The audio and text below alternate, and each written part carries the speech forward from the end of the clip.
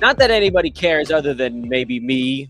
I don't know. Maybe there's like one or two people out there that care. But with his triumphant return to the podcast today, the great Alex Rikleen will move into sole possession of second place on the guestometer, the tracker. We're going to get to Alex here in just a matter of seconds. Welcome to Old Man Squad Fantasy Basketball. I am Dan Vespris. Find me on Twitter at Dan Vespris, Old Man Squad over on the new Blue Sky Network. And before we dive into some more delicious buy lows and sell highs, this show is brought to you by Bet Online. They continue to be the world's most trusted betting platform and your number one source for online betting. From the earliest odds to in-game live betting, Bet Online provides you with all the action and the ability to watch the games. Watch them live as they happen with the largest selection of odds on everything from football to the NBA and college basketball, hockey, and UFC. Head to Bet Online today. And don't forget to use our new promo code, BELIEVE, BLEAV, for your welcome bonus on your first deposit. Bet Online. The game starts here. And I clicked the button, and with the button being clicked, Alex now is officially, once again, the sole possessor of second place on the guestometer. And it's really, you're effectively first because the only person ahead of you is Adam King, and he's a member of the Old Man Squad Network. Okay. So like, it's almost like a default victory for him. So I think I can give you, at least for the moment, and I need to get this printed first. Maybe I might actually need to do this, an Old Man Squad title belt. All right. Yeah, I was gonna be a little offended that I wasn't first, but if it's Kingy who kind of works for you, that's legit. With yeah. Easy Tiger. No, Kingy's the best. I don't know. I don't even know if it's aired yet. I've been waiting patiently for the episode to air, but Adam King set up a secret guest on his show, the Balls Deep podcast. He had me on, and he didn't tell me that Scott Bogman, so a reunion, and he popped up, and then we spent like 8 minutes talking about my private parts, and I just keep waiting for the show to drop, and maybe I should get the idea that he decided to cut it out. I like that. Yeah. Alex, you have been sick for 21 straight days. Congrats on your continued great. parenthood. It's going great. Yeah, it's going great. Just crushing it. Has the break for the NBA Cup given you an opportunity to heal up like the players? No, because I'm more interested. When it's regular season games, I'll half watch. I'll be writing and I'll have the game on in the background. But because it's the NBA Cup, I'm actually sitting there with nothing else in front of me, fully attentive to watching these games. And a normal night, I'm ready to go to bed. I go to bed. And now I'm oh no, I actually want to stay up and watch till the end. So I'm actually going to bed later, even though there's less games on the schedule. And brutal. These have been good games. These have been fun. I'm such an advocate of the NBA Cup. It's been a smashing success. It's so much better than what we would otherwise have as November and December games. These are fun games. They are fun games. My main beef with the NBA Cup is that we have these weird stretches of almost no fantasy stuff going on. And so now I'm I can't do a recap show for one game on a Monday that should have very easily been a day off. What are we doing with this one game Monday?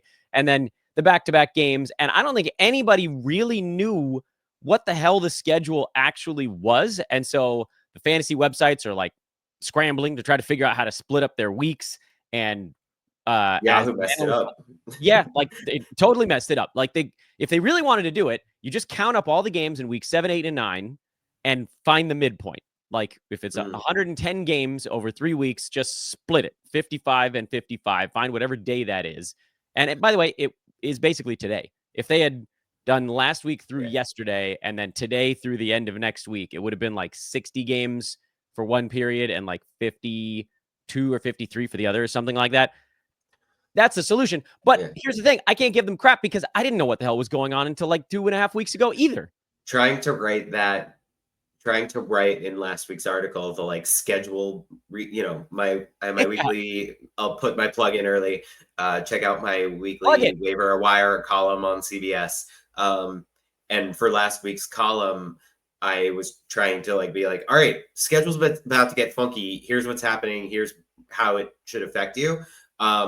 it was over 1,000 words. My piece is supposed to be 1,000 words, and just the schedule notes, like I hit my word count, and I was just like, this week it's just going to be long, and my editors are just Yeah. going to have to deal with it.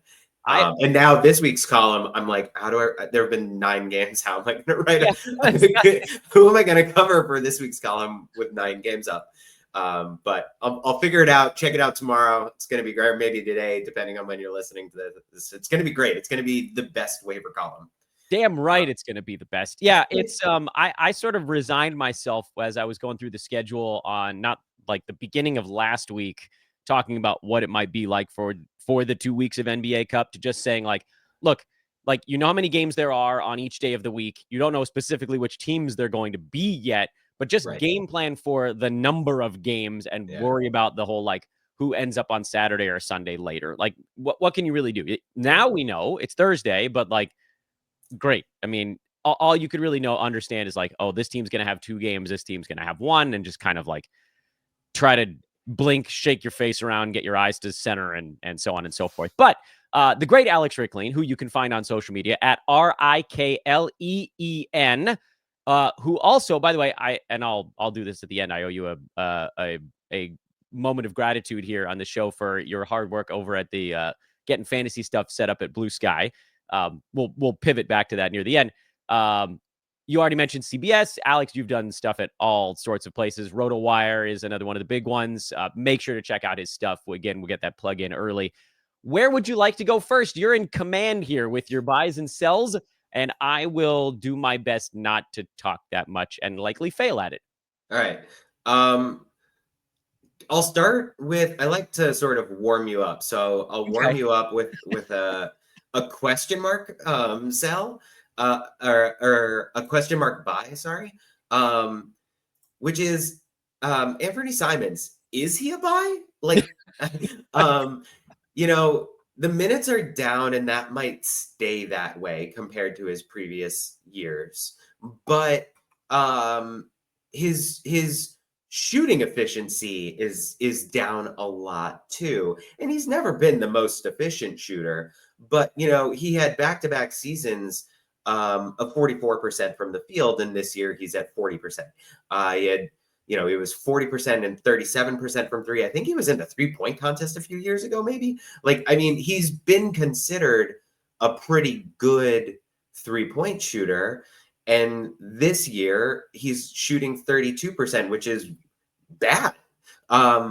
And even if the minutes stay the same, I would expect those shooting clips to improve. So I think he's probably undervalued right now. The biggest problem is you've got to make sure you're not buying at someone who's expecting him to get back to what he was last year. I don't think 35 minutes per game that he had last year is coming. The 30 minutes per game, like, that might just be where he is this year. So I don't know. I wanted to toss this one actually back to you and say, is Anfernee Simons a buy? Like, I think so, but I'm not. I could be talked out of it. Yeah, I love that you brought him up, because he's not a player that I've talked about almost at all on the show since draft season, because he was a guy that I thought was going way too early. And so it was kind of like, all right, well, I'm not going to get him. And hopefully anybody that's watching these shows is not going to get him. So out of sight, out of mind kind of thing.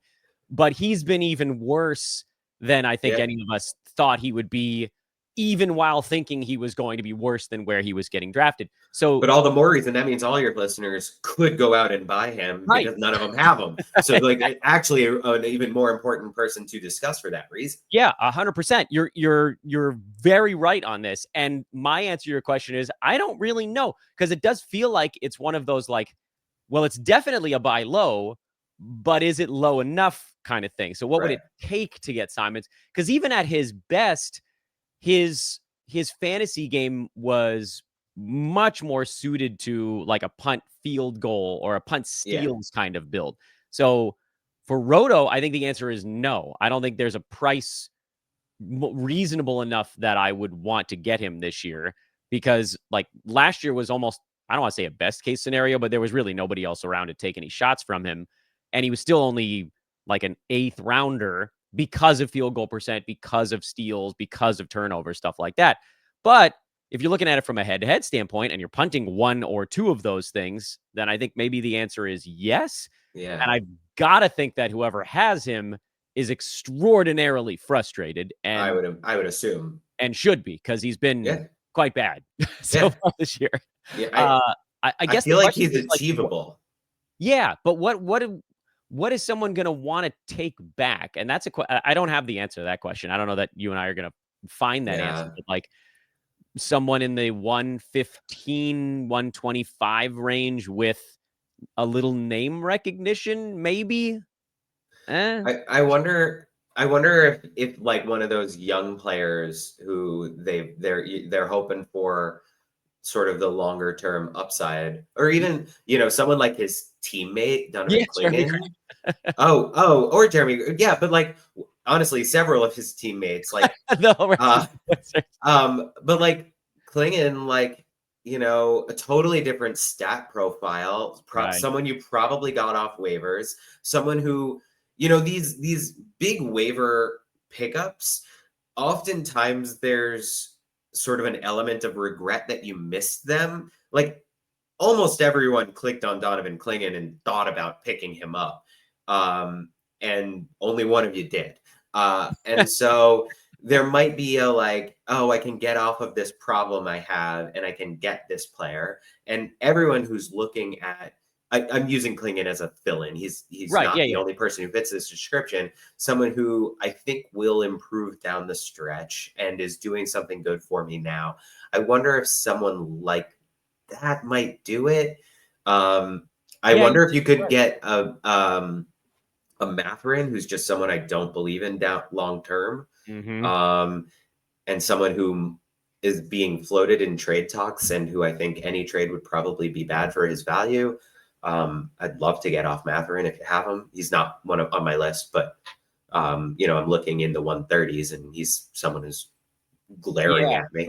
those filler level guys. But if a Yeah, filler level guy has some buzz or scores a lot or something like that, yeah. or if you've got Aaron Gordon and you don't want to punt free throws or something along those lines, or if you've got, I don't know, I hate to throw like a Thompson in there, but unless someone goes down for the Rockets, this is probably what he is, and I'm willing to take Well, sort of like a great semi. transition. He's one of my buys. He's one of my clear buys. Someone should be heard at some point on the Rockets is like, and I was talking about this the other day with relation to Naz Reid, and we can actually pivot into the next one if you want to here. Do you want to go to Amen now?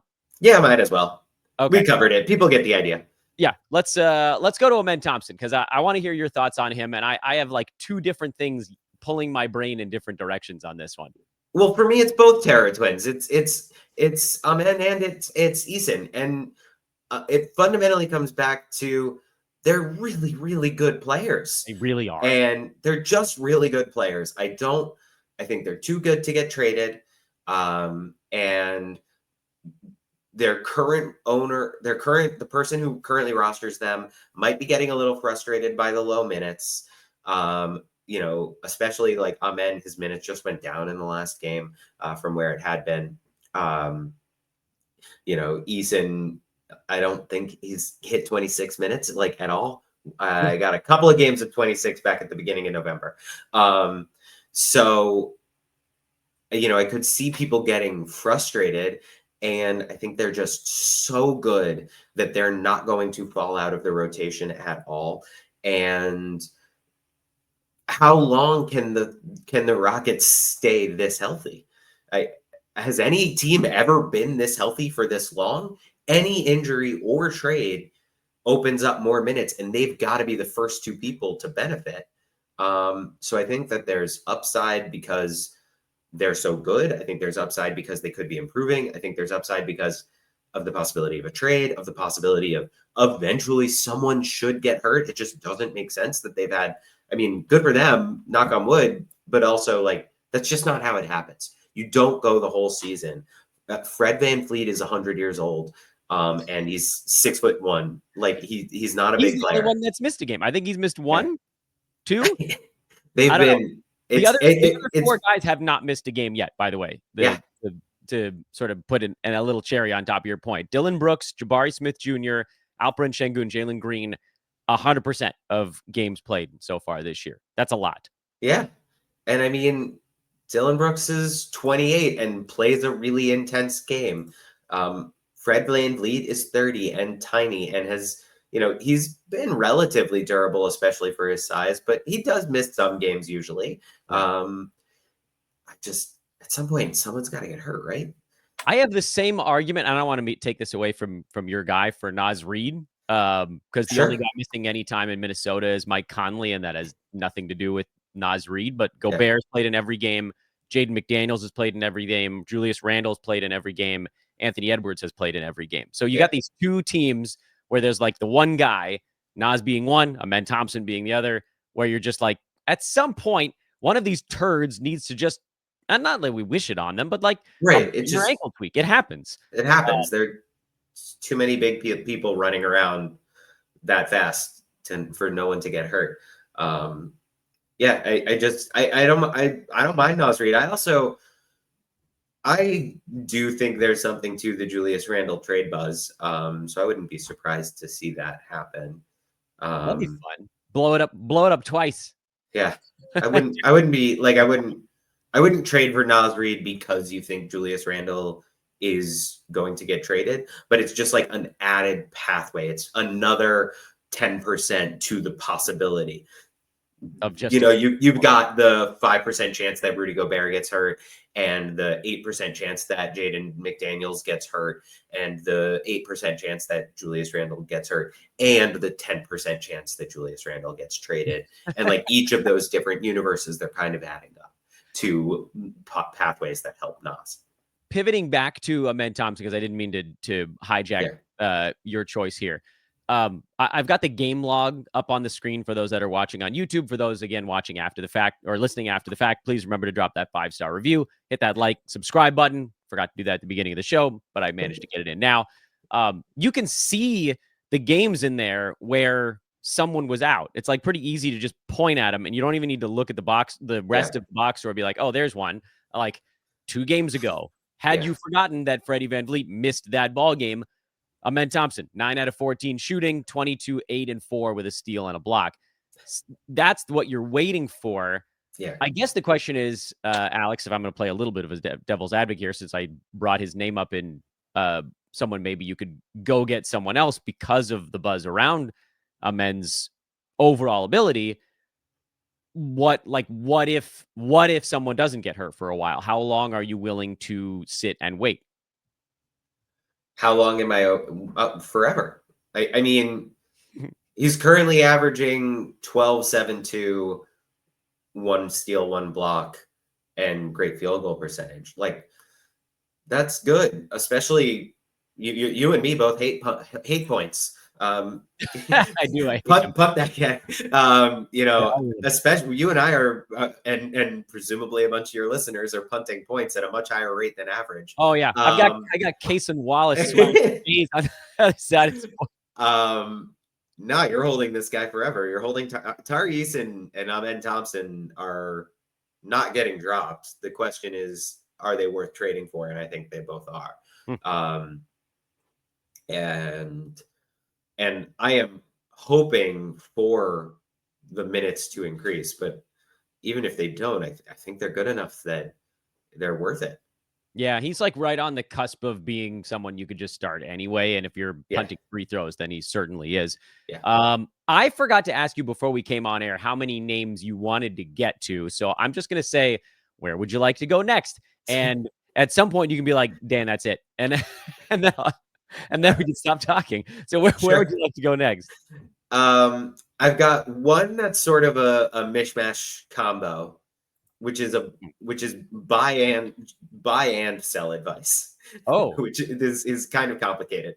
But just, I wanted to, like, if we're talking about buying and selling, I think you need to like take a moment and talk about these injury prone, often old stars. So I wrote down, I think 7 names, but there are probably more that you could include. I wrote down KD, Embiid, KP, Beal, Time Lord, OG, and Chet as like the main guys who popped into my head. And I just wanted to like highlight them and point out that trading for or away these players often ends up swinging leagues. Unfortunately, I don't have the ability to tell you right now which players are going to be the correct ones to trade for or away. But I do encourage, if you next time you are to hit on one of Dan and my favorite topics, pooping, take a moment and look through those 7 guys and instead of, scrolling through whatever, go through those 7 guys and say, which one do I want to invest in, or which one do I want to divest from, and take an action on that, because the managers who do take action on those players are often positioning themselves for the biggest swing, sometimes for better, sometimes for worse. Personally, if I had to go through them really quickly, in the answer changes a little bit depending on if you're in roto or head to head. If you're in roto, then I'm buying KD. If you're in head to head, then I'm selling because of availability during the playoffs is so relevant. Embiid really could go either way. KP, Kristaps Porzingis, I think I'm buying. Beal, I think I'm selling. This is my first time rostering Beal in years, and I hate it. Yeah, it's awful. Thumbs down. Thumbs down. Don't recommend. Don't want to do this again. I'm genuinely happy that he jumped up like 30 slots on the last Yahoo board, because then I stopped getting him when all of my important drafts happened. Because if I had done a draft in August, I would have ended up with Bradley Beal, because he was going at like 85. I was like, oh, hell yeah, I'm going to do Beal at 85. And then he jumped to like 55 in the last board. I went, nah, I'm not going to do that. I have to just remind myself that it was a free pick, because it was the in the industry pickup, and it was like I wanted to take, I think it was Trey Murphy there, and I was like, I really think I'm going to be able to get Trey Murphy around later, and I was able to end up getting Trey Murphy, so it really did just end up being like a free pick. My second choice was a player I still got at next value. Nice. So I've just got it, but man, rostering Beal has just not been fun. Time Lord, I think that the trade value for him is I don't think you're going to get enough selling him, and I think he's cheap enough to buy that I think he's actually more of a buy than a sell. OG, I think, is a sell. I think you could probably get a lot. I think people have short memories about how bad it's been for him and how much time he's missed. So OG, as I'm quickly going through this, he would be on my more lean sell. And Chet, I think, would be on my lean buy. But I don't know the correct answer. I could have just batted 0 for 7. I want to emphasize that those are my leans. I don't have the correct answer, but your league may be determined by the teams that trade for those players and whether those teams get it right or wrong. And if we're having a buy-sell show, I feel like I wanted to mention that. Yeah, just like and I don't know macro discussion. I don't know that I disagree with you on almost any of those. I think maybe I'm a little more bullish on KD, but also I tend to play more roto than head to head, so that probably clouds it a little bit. Embiid's an interesting one because the knee is apparently the swelling came down quickly after the last ball game, but we're also in a stretch where nobody plays any basketball games. So this is like the perfect time for him. He played on Sunday. He doesn't play again until Friday. Then he doesn't play again until Monday. Then he doesn't play again until Friday. After that, you're going to probably get 3 or 4 consecutive games out of Joel Embiid right now. But it might be a great time to sell. But also he's so good when he plays. The townsfolk came for me with pitchforks when I said it was time to buy on him during this last absence. And I get it, because it was a ballsy call from someone who's not typically very fantasy ballsy. But it was like, at some point he's going to play. Philly's not throwing this season. And I'll admit, it would have been very smart to me to look ahead to this stretch and go this is the time when he's probably going to play. I didn't. I was just like, he's going to play at some point. And then he got back just in time to have 4 games over about 90 days. Yeah. And it is probably sell time at some point. Like after he plays the second game in a row, see if you can get like a top 25 guy for him if you paid top 45 or 50 or whatever. But again, like I get it with head-to-head leagues, any of these guys is more terrifying because most of them skip back-to-backs. Beal is skipping pretty much all the games right now. I love Time Lord. I don't know how much time we've got to spend on Robert Williams, but like I could, if we went through every team in the NBA, we could probably find more than a handful that badly need that dude on the club. And if he goes there, he'll get 18 to 22 minutes, and that's all he needs. Like, I would literally give everything to get that dude on the Lakers, and I don't think they're going to be able to do it, but because Jonas Valanciunas is being linked to them much more. Also, you know, like, it'd be really Pelicans? fun to get him on the Pelicans and like have him train Misi. That would be so fun. Like, Great. there's enough similarities there. I want Misi to watch that guy every day. And because of, like, I don't think he'd cut into the amount of minutes Misi's already getting. I don't think he's going to cut into anything. Like, No. you can't, no one's going to play Time Lord 30 minutes a game anymore. So, yeah, that would be nice. Nor should they. Maybe the one thing he should teach all young centers is if your knee's about to explode, take a game off.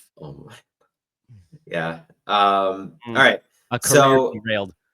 So I've got two sad ones two sad sells to wrap it up. Okay. Before I'm out of lists and I have a fun story for you.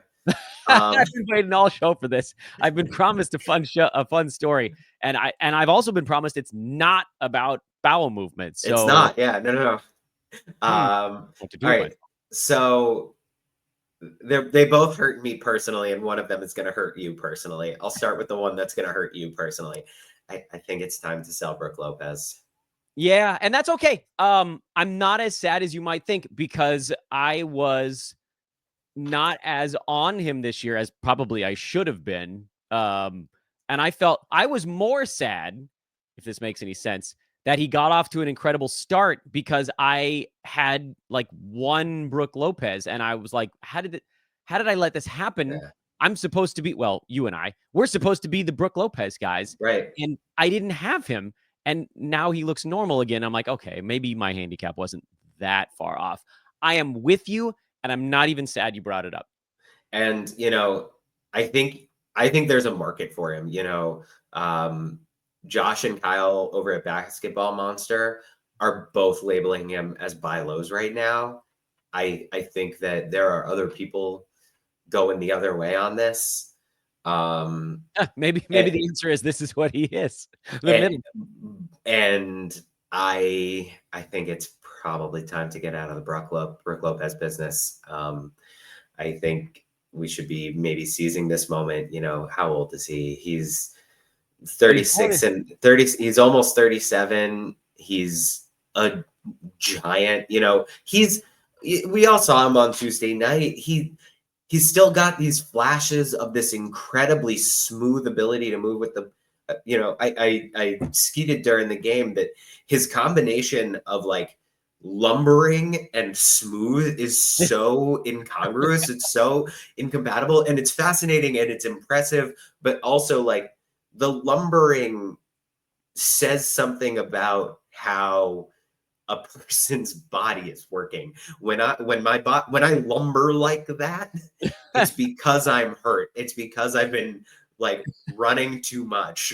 You know, I don't lumber like that when everything feels good. And yeah, he can put it together for like a nice drive and dunk or some good blocks, but I think it's getting hard for him. And I think he still has a lot of value, and I would want to seize the moment and get him. I'm like caught somewhere in between on Brook Lopez. I don't know where I stand on this one because he's definitely in a funk right now, and that would be the buy low side. Yeah. Because he hasn't blocked a shot in 3 straight games. That's pretty unusual for him. But at the same time, you know, it's like coinciding with a Bobby Portis heater. And I didn't think Chris Middleton coming back would have any impact, but it's possible that that's maybe had a small impact. This is not something I saw coming. So it's almost like there's a little bit of both. And I would say like the lava hot start that was like such a clear, and you and I needed to do this show like a week ago. That was really the moment. And now, like, we've had a couple of slower games. Hopefully there's still enough there where you can get something for him. But like the start he got off to this year was extraordinary. Yeah. And that was without shooting the ball all that well. Those numbers have kind of leveled off a little bit. What do you think, Alex, you could get for Brook before we go to your last sad sell? I wonder if you could get Vucevic for him. Vucevic has been doing so well. He's a top 10 player sometime so far, but no one thinks that's going to stay. And I wonder if you could go. I wouldn't be surprised if you got laughed out of the building, but everyone holding Vucevic knows that their pockets are literally on fire and they've got to get this up. They've got to offload this bag before it hurts them. There's one dude in the YouTube comments who doesn't feel that way, and he's going to come for you right now. So I would try. I wouldn't necessarily expect success, but I would try. As I'm scrolling through here, maybe like something a little bit more stable, like Jakob Poeltl. He said it nice year.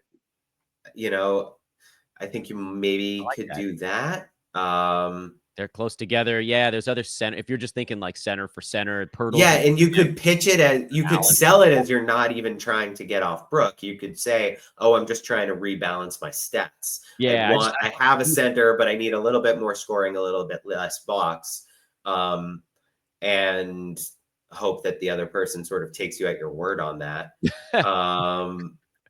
A little of both. I mean, you got, I hate to say it, but like Rudy Gobert is right there. I'm not a huge fan of Rudy, but they're close to one another. Jared Allen isn't far away if you wanted to just sort of stay. I don't know that you're going to get Jared Allen. Yeah. But that's still up to you. I don't think you're going to, I think you'll get laughed out of the building faster on Jared Allen than on Vucevic, even though Vucevic has vastly outplayed Jared Allen so far. But I also really like Jared Allen. So, Sorry. Again, talking to Alex Rikleen, he has one more sad sell.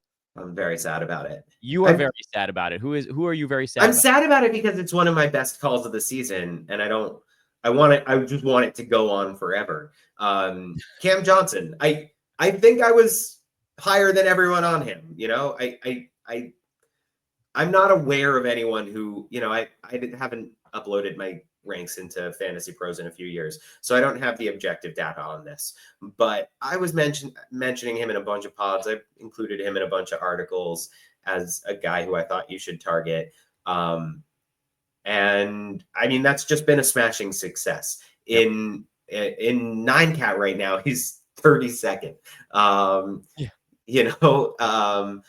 Using Josh Lloyd's Durant ranking, which I think does a good job of fixing some of the flaws of pure 9-cat ranks. He moves up to 31. Like, this is a guy who's been good. He doesn't have a weakness. There's no like bad category to eliminate. He's been really good. But I'm just very afraid of a trade, of what a trade might do. And he doesn't have a weakness, but his only really true strength is threes, and those are replaceable. And I think that you probably could get some value for him. Just cash in, say, I turned my 12th round pick, or maybe if you were in a silly league, an early waiver pickup, into a 5th round pick, and just sort of pat yourself on the back and move on and be happy with what you did. I don't want to do it, but just the noise around a potential trade, I find believable. I've had this conversation with a couple people this year about like how we've got to, as fantasy players and analysts, we've got to be really careful making decisions on trade possibilities, because there's so much more trade hype than trade. But the Nets doing something seems really probable. Mm-hmm. Doing something that hurts Cam Johnson is really probable. And specifically, as you look at Nets options, sending Cam out as part of that seems like one of the more likely possibilities. And he's just not going to get as much usage anywhere else, because he's works well next to anyone. He's a good player. So I do want to caution. I want to simultaneously caution against over-indexing on trade fears, but the trade fear really, it's real on this one. Yeah, and I think even more so with head-to-head, because you're looking at your fantasy playoffs. With Roto, maybe you could at least like continue to roll up stats until he gets moved. But yeah, head-to-head, there's a big March fear of where he's going to be playing and probably not scoring 19 points a game. Alex, I need a story. Hit me with a tale of whimsy. So this just my mother hit new levels of Jewish grandmothering recently, and I like very immediately had the reaction of the person who I think will enjoy the story the most is you, which is my Jewish mother managed to try to guilt me both for asking her to babysit my kids one day, and then the next day when I called to cancel and tell her that I no longer needed her to babysit the kids. So first I got the guilt trip that, she was busy and, I'm asking her to like upend her plans in her life to babysit the kids. And then I got the guilt trip of, I was looking forward to seeing the kids literally 24 hours apart. That is absolutely amazing. Yeah. Don't you think I got things going on? Hey, you made me rearrange my whole. No, but it's important to note, she did not change anything in between. It was the idea of changing her things. There was no meeting or plan altered in the 24 hours between when I asked her to babysit and when I told her, actually, like, I can't have you take the kids this weekend. This is, by the way, what I'm going to ask listeners, viewers, wherever you may be. If you have a delightful story of being guilt tripped by a family member, feel free to throw that in the comments section. Listen, I don't want to say that I'm tired of answering fantasy trade questions, but I would love to have a show where all of the comments are just like, here's a thing that just happened with my mom. She asked me if I'm okay because I was in the bathroom for more than 7 minutes, and so on and so forth. Please do that. That would be the greatest series of YouTube comments of all time. Alex, you are the man. I know that you have a limited amount of time when your child is napping, and I know that we generally chew up part of it. You are on social at Rikleen on both Twitter and on Blue Sky, but you have, and I wanted to make sure I got back to this, give you a proper thank you. Alex took time to set up a fantasy analysts starter pack on Blue Sky where you can find all of your favorites. So check that out if you're trying to figure out where the hell to start over there. That's the place to do it. I don't know enough about how the site works to say this is how you find the starter pack, but if you find Alex, give me a sec. I got you. So you can follow me on Twitter. I'm not really posting there anymore. I'll respond to questions if you ask me a question, but I'm not posting original content there. Sometimes I remember to share an article there, but usually not even. I'm pretty much exclusively posting thoughts, etc., to Blue Sky. So if you want to see me there, if you want to see my day-to-day, what used to be on Twitter, Blue Sky is the place for that. And if you are new to Blue Sky, considering joining, or you're already there and like looking for the fantasy basketball people, go to my profile. It is the pinned skeet. And you just click on the starter pack, and there's a button on the top right, and you just click follow all, and it gives you, I think it's a pretty all-inclusive list of every fantasy basketball analyst that has made that has an account over on Blue Sky. So anyone who's over there, they're there. A lot of people are now at minimum cross-posting. There's an app that lets us post to both. So you're probably not missing much. Most people are simultaneously posting to both sites or just posting on the one at this point. So, leave the bad place and come to the good place. This is the bad place. Did you watch The Good Place? Because that's yeah. This is the bad place. Yeah. Absolutely wonderful show. Alex, you're the man. That's all I got. Thanks for having me. It was a lot of fun, as always. Go enjoy the rest of your child-free nap window at Rikleen on social. Alex, you're the best. Let's do this again soon. Sounds good. Have a nice holidays, etc. Yeah, whatever the hell's going on. I am one of those people that is cross-posting. I'm on both, and they pretty much parallel one another. There's more on Twitter still because I do a better job of following things on Twitter. That's where I see the news. And so there's something there, then I can quote tweet it. And maybe that's a thing that doesn't pop up over at Blue Sky. But also today, I just learned that a tweet at Blue Sky is called a skeet. So I didn't know that. Big thank you, as always, to Alex Rikleen, who now has been on this show 6 times.